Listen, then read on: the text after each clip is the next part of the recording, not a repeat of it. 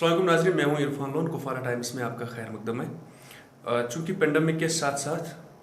बहुत से, जब पेंडेमिक शुरू हुआ उसके साथ साथ और भी बहुत से मसाइल जो है वो खुद ब खुद पैदा हो गए। खुसूसी तौर पे जब हम लोग देख रहे थे कि जो डोमेस्टिक वायलेंसेस हैं उनमें किस तरह का राइज़ हुआ, और इसके अलावा जो हमारे यहाँ पे समाज में एक अजीब सी जो चेंज आ गई या उसकी वजह से किस तरह के असरात पड़े। मैं इस वक्त यहाँ पे मौजूद हूँ सखी वन स्टॉप सेंटर पे, जो कि फ़ीमेल्स के रिलेटेड जितने भी मसाइल होते हैं, कुपवाड़ा में इनका ऑफिस है, और फीमेल्स के रिलेटेड जितने भी मसाइल होते हैं वो यहाँ पे आती हैं, अपना केस दर्ज करवाती हैं, और फिर या तो यहाँ पे केसेस को उसी वक्त रिजॉल्व करा जाता है या फिर लीगली उसके जो प्रोसीजर्स होते हैं ये लोग हेल्प करते हैं। आज हम यही जानना चाहेंगे, मेरे साथ इस वक्त है जो मौजूद है बेबी तबस्सुम, ये यहाँ पे इस सखी वन स्टॉप सेंटर की हेड है। हम इनसे यही बातें जानना चाहेंगे, पहले कि किस तरह का काम होता है, और दूसरा ये कि अगर किसी को अपना केस दर्ज कराना हो, शिकायतें हो, तो वो किस तरह से काम कर सकते हैं। पहले तो आपका बहुत बहुत शुक्रिया हमें टाइम देने के लिए। Thank you so much. मैं आपसे ये जानना चाहूँगा पहले कि नॉर्मली यही कि मान लीजिए कि अगर किसी को अपना कोई केस दर्ज कराना है, कोई लड़की है, कोई जो शादीशुदा है या गैर शादीशुदा है, तो वो किस तरह से अपना केस जो है वो रजिस्टर करती हैं। यहाँ पे जो केस रजिस्टर करने का प्रोसीजर है, सबसे पहले अगर हो सके तो वो हमें डायरेक्ट कांटेक्ट करेगी, या तो हमारी जो लैंडलाइन है या हमारा जो पर्सनल नंबर है, कंटिन्यूसली हर सोशल मीडिया पे भी हर जगह है लगा हुआ, या उस पर कांटेक्ट करें, या तो वो डायरेक्ट 181 डायल करती है, वुमेन हेल्पलाइन, तो वो हमें फिर फॉरवर्ड करते हैं केस। क्योंकि इजी वाला जो 181 है, 181 है, बिल्कुल इजी वाला यही है 181। इसको डायल करके वुमेन हेल्पलाइन, वो वहाँ पे उनको केस सुना के वो हमें फॉरवर्ड करते, फिर हम उनको कांटेक्ट करके यहाँ पे बुलाते हैं। या अगर ऐसी कोई लेडी है जो नहीं निकल सकती है घर से, हमारे पास नहीं आ सकती है, तो हम ऑनलाइन उनका केस रजिस्टर करते हैं और फिर टीम लेके हम वहीं पे फील्ड में जाते हैं। ज़्यादातर किस तरह के केसेस होते हैं? क्या पर्टिकुलरली सिर्फ फीमेल रिलेटेड ही होते हैं कि डोमेस्टिक वायलेंसेस हुई, या फिर कुछ और किस्से जो होते हैं, या फिर मेल्स जो है वो भी कभी आते हैं शिकायतें लेके कि फीमेल का क्या चल रहा है सिस्टम? बिल्कुल, केसेस जो हैं डोमेस्टिक वायलेंस केसेस भी है और मेल भी आते हैं, क्योंकि उनके साथ भी वायलेंस हुई होती है, तो वो भी हमारे पास आते हैं ऐसे केसेस लेके, और हम उनको भी रजिस्टर करके उसमें चेक करते हैं, हमें इंक्वायरी करते हैं, और फिर जहाँ पे हमें लगता है कि इसमें रियूनिट होना चाहिए, कॉम्प्रोमाइज़ होना चाहिए, रिकॉन्सिलेट करते हैं मैटर हम यहाँ पे ही। दूसरा, यहाँ पे हेरासमेंट केसेस भी आते हैं, या इसमें जो क्या बोलते हैं इसको, extra marital affair. Extra marital affair जो है, मुझे लगता है कम से कम हमारे पास ऐसे केसेस नहीं होने चाहिए थे। क्यों नहीं होने चाहिए थे? Because we are from Muslim religion, जो हमारा इस्लाम है, तो हमारा जो दीन है वसी, और इस चीज़ से हमें बिल्कुल दूर रखता है, ये गुनाह करने से हमें दूर रखता है। But unfortunately we are unaware, हमें अवेयरनेस नहीं है अपने दीन की, तो ये केसेस आजकल ज़्यादा आने लगे हैं। या जो ज़्यादातर लेडी फीमेल, इसका एक्स्ट्रा मैरिटल अफेयर चल रहा है, मेल जो है उसका एक एक्स्ट्रा मैरिटल अफेयर चल रहा है, उससे क्या होता है, उसकी जो अटेंशन है वो डाइवर्ट है, वो अपनी फैमिली पे कंसंट्रेट नहीं कर पा रहे हैं, तो ये केसेस भी आते हैं। मुझे लग रहा है बहुत से लोग जो हमारे देखने वाले, उन्हें एक्स्ट्रा मैरिटल वर्ड जो समझ में नहीं आएगा। क्या हम इसको, अगर आपको लग रहा है कि ये नाज़ेबन है, तो क्या हम इसको ट्रांसलेट करके बता सकते हैं ईजी वाले में कि क्या होता है? मतलब देखिए, जहाँ तक जैसे हमें पता है, वी आर मुस्लिम्स, हमारा एक औरत के लिए उसका जो हस्बैंड है वही महरम है, बाकी जो वह है वो गैर महरम है। एक औरत का या एक मर्द का अपनी बीवी के सिवाय दूसरे के साथ कांटेक्ट रखना, उसके साथ मतलब फ़ोन पे बात करना है, उससे मिलना, उसे वो बातें शेयर करना जो उसको अपनी बीवी के साथ, लफ्जी में अगर हम कहें कि नाजायज संबंध रखना किसी और के साथ, बिल्कुल इलीगल रिलेशन या नाजायज ताल्लुकात जो है वो यहाँ पे, ये हम पहले देखते थे इंडिया में, बाकी या नॉन मुस्लिम्स में होता था, बट अब unfortunately we are involved in it. क्योंकि ये जो आपने ओपनली इस तरह की बात की, मुझे लग रहा है कि थोड़ा सा एक्सेप्टेंस नहीं है, बट हाँ ये है जो सोसाइटी में चीज़ें हैं वो है। मैं ये आपसे जानना चाहूँगा कि डोमेस्टिक वायलेंस के जो बढ़ते रीजंस है, आपको क्या लग रहा है कि क्या रीजंस रहे, खुसूसी तौर पर पिछले 2 सालों से? पिछले जैसे पैंडमिक में तो बहुत ज़्यादा ये वायलेंस बढ़ गई, जैसे फाइनेंशियल क्राइसिस की वजह से। फाइनेंशियल के जैसे हमें पता था, एक जो फॉर एग्जांपल हम देखते हैं जो अनएम्प्लॉयज़ है वहाँ पे ज़्यादा डोमेस्टिक वायलेंस, जैसे कोई कारोबार करता था, शॉपकीपर था कोई, उसको from one place to another place उसका मतलब काम चलता था, उसका कारोबार चलता था, वो घर से निकलता था, उसको पता था शाम को मैं लेके आऊँगा घर के लिए जो स्टॉक लेना है, बच्चों के लिए, बीवी के लिए, या उसको पता था महीने के बाद पॉकेट मनी भी देनी है। तो जब ये सब कुछ मतलब ड्यू टू लॉकडाउन पैंडेमिक की वजह से सब बंद हो गया, वो बंदा घर में ही बैठ गया, तो उसने वो कुछ अरेंज नहीं कर पाया जैसे वो कर रहा था, जैसे उसका रूटीन था घर में एज मतलब रूटीन वो आता था, लेके आता था कुछ, या उसकी बीवी को पता था मेरा खर्चा निकलता है, जैसे जब उसका खर्चा, उसको पॉकेट मनी नहीं मिली या वो बीमार हो गई, वो डॉक्टर को कांटेक्ट नहीं कर पाई, तो इश्यूज बढ़ने लगे, तो उसके पास नहीं था, वो मांगने लगी, तो due to these reasons violence है बढ़ गई अभी जब फाइनेंशियल क्राइसिस की वजह वन से। स्टॉप सेंटर की बात करें, तकरीबन कितने केसेस आप लोगों के पास आए होंगे थोड़ी टाइम पे, जो भी आपको टेंडर हो रही है, कितने रिजॉल्व करे होंगे, और इसके साथ में कि आप रिजॉल्व कैसे करते हैं, क्या लीगली अगर किसी को मान लीजिए, एक जो आपने कहा कि अगर कहीं पे रीयूनाइट करना है लोगों को, तो वो तो ऑब्वियसली सुलह करके, आप अगर कहीं पे लीगल प्रोसीजर के लिए जाना होता है तो आप किस तरह की उनकी हेल्प करते हैं जो यहाँ पे केस लेके आते हैं? देखिए, जैसे अगर हमें हमारे पास जब केस रजिस्टर के हो जाता है तो हम पहले चेक करते हैं, क्योंकि हमें पता है जहाँ पे भी इशूज़ बनते हैं, जहाँ पे डिस्प्यूट्स बनते हैं, वहाँ पे बोथ पार्टीज इन्वॉल्व होती हैं, ठीक है, तो एक ही की गलती नहीं होती। पहले हम उसका केस रजिस्टर करके उसका स्टेटमेंट रिकॉर्ड करके, फिर जो उनकी अपोजिट पार्टी है उनको बुला के उनसे स्टेटमेंट रिकॉर्ड करके उनको एक डेट देते हैं जहाँ पे वो आमने सामने आते हैं, हियरिंग होती है, बोथ पार्टीज आती है। और हमें जहाँ लगता है कि अवेयरनेस नहीं है, जैसे एक लेडी है उसको पता नहीं मुझे बात कैसी करनी है हस्बैंड के साथ, मुझे कैसे ख्याल करना है, कैसे केयर करनी है, मुझे इनके पूछे बगैर घर से नहीं निकलना है, या मुझे उनसे पूछे बगैर कोई काम नहीं करना है, या एक मर्द को ये पता होना चाहिए कि मैं घर वापस आया तो मुझे कैसे बात करनी है अपने बीवी के साथ, कैसे ख्याल करना है, क्या क्या हुकूक, क्या क्या राइट्स है। तो वो हम उसमें एक सेशन चलाते हैं, एक हफ्ते का सेशन, हमारे पास काउंसलर मौजूद होती है जो उनको एक सेशन देती है, उनको काउंसलिंग करती है कैसे बात करने वगैरह। अगर कोई कॉम्प्लिकेटेड केस होगा जहाँ पे हमें पता चला कि यहाँ पे पुलिस फैसिलिटी चाहिए या एफआईआर वगैरह या लीगल एड चाहिए, तो भी हमारे पास लीगल एड अवेलेबल है, हम उनको फ्री में फिर लीगल एड देते हैं। लेकिन हमारी फर्स्ट प्रियोरिटी होती है यूनाइट करने की, क्योंकि उससे क्या चीज़ें बेहतर रहती हैं और दोनों के लिए वो फ्रूटफुल होता है। अब मैं यही आपसे जानना चाहूँगा, क्योंकि अब आपने बहुत सारे केसेस देखे हैं, मुझे पर्सनली भी पता है कि कितने कॉम्प्लिकेटेड केसेस थे जिनको आप लोगों ने डील किया हुआ है। ज़्यादातर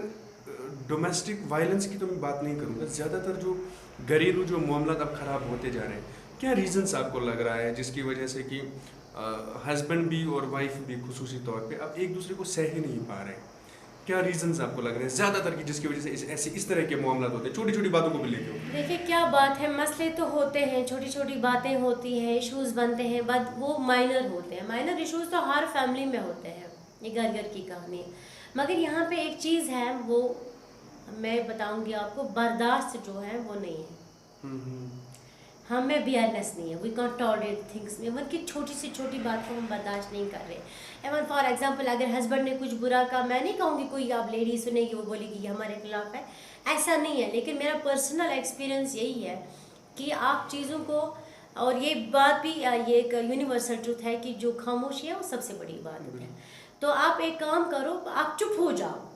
अगर आपका हस्बैंड आपके साथ तेज़ कलामी करता है, आपको बुरा कहता है, वह he is using bad words, और वो आपको वर्बल वायलेंस कर रहा है, तो बेटर है कुछ देर आप चुप रहो, जितना आप कोशिश करो चुप रहने की। जब आपको लगे कि अब कुछ ज़्यादा हो रहा है, लिमिट से अबो लिमिट हो रहा है, तब आप इसमें प्रोसेस करो, या तो पहले घर के बड़े को कॉन्टैक्ट करो, उनको बोला ऐसी बात हो रही है, या फिर जो आपको लगे वहाँ से भी वो ठीक नहीं हुआ, फिर जो आपके सोसाइटी में रिजनेबल मेंबर्स है उसमें से एक को लो, उनसे अपनी बात, क्योंकि तीसरा जो आपकी बात सुनेगा उसकी कोशिश यही होगी कि वो आपको आपस में ठीक कराए सब कुछ। लेकिन आप स्टेप बाय स्टेप अपना कदम बढ़ाओ, ये नहीं डायरेक्ट आप जाओगे पुलिस स्टेशन, डायरेक्ट आप जाओगे वुमेन्स ग्रीवेंस सेल। देखो, मेरा पर्सनल एक्सपीरियंस यही है कि अगर हमारी बात, जो देखो यहाँ पे ऐसे भी मर्द है उनको बुरा लगता है,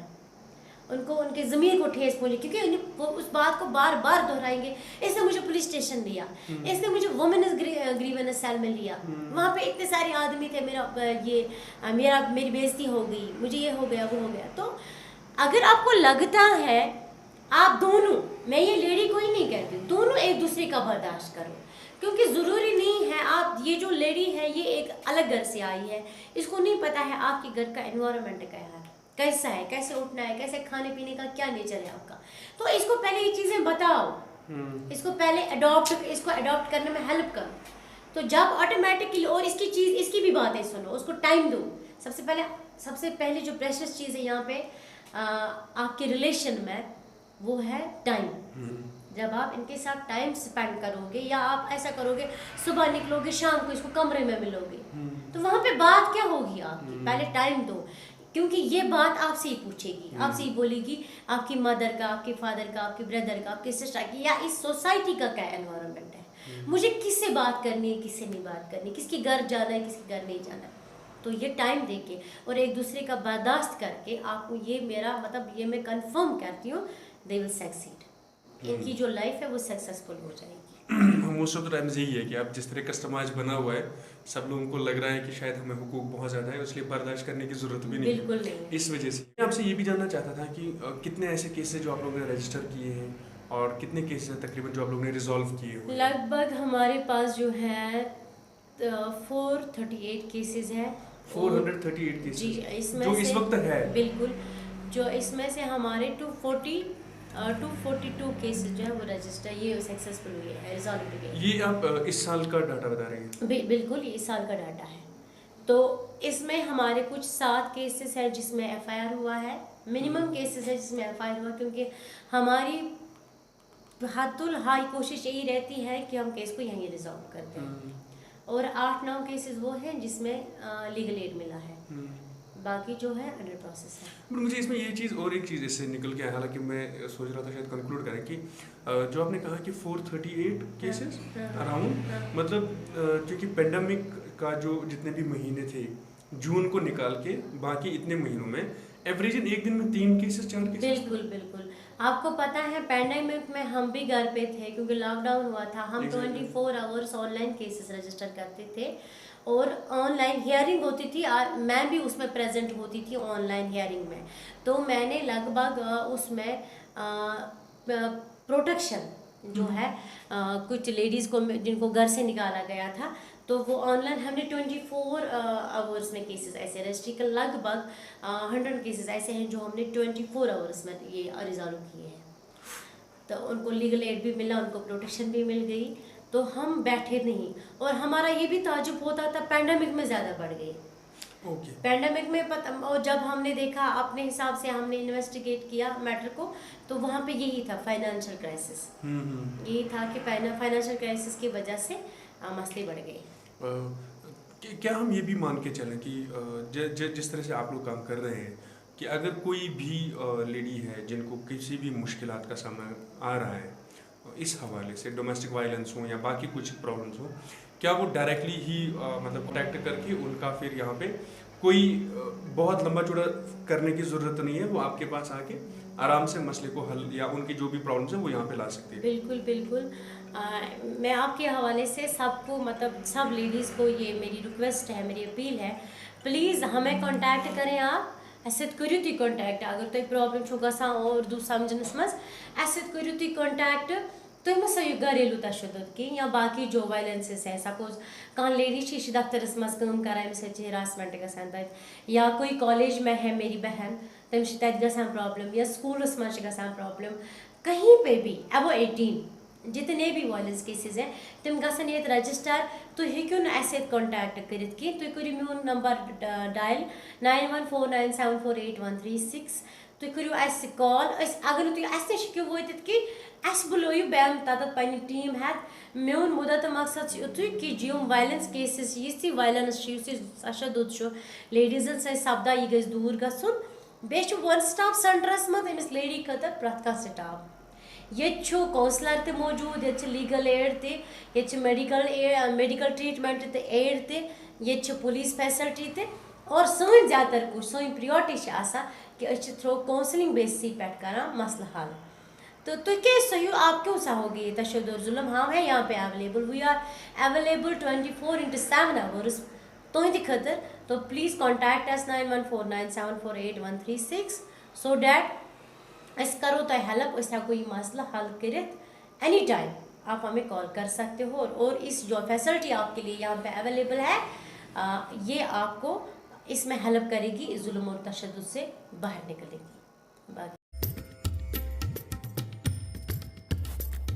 यूनिक डायग्नोस्टिक सेंटर कुपवारा, यहाँ पर आपके मेडिकल टेस्ट तजुर्बाकार माहिरीन के जरिए रियायती कीमतों पर कराए जाते हैं। किसी भी तरह के मेडिकल टेस्ट के लिए आप हमारे पास कभी भी आके अपनी रिपोर्ट्स कम वक्त में हासिल कर सकते हैं। Unique diagnostic centre Kupwara, contact 9622614105।